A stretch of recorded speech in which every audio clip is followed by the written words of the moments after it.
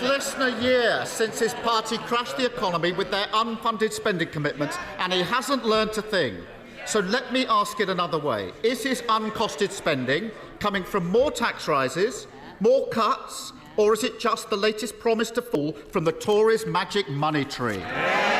We've had the recommendations of independent pay review bodies, including for the NHS. Now, I believe the right thing to do was to accept those independent recommendations, but that involves taking difficult and responsible decisions to deliver those pay rises without fueling borrowing, inflation, taxes and debt.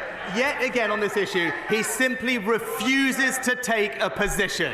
It's the same old story. He should stop taking inspiration from his friends outside and unglue himself from the fence. The Labour's workforce plan is fully funded by scrapping the non-dom status that he so adores. You know the one, the non-dom tax thing, as he calls it, that allows some of the wealthiest people in the country to avoid paying tax here. Is that loophole so important to him that he'd rather have billions in unfunded promises than simply making billionaires pay what they owe? You also have to set out plans, as we did, to retain more NHS staff. And you also crucially have to set out plans to how you reform the NHS so that you can have a more productive NHS. And that is the difference between us, Mr. Speaker. He is only ever focused on the superficial headline. We're getting on and doing the actual reform.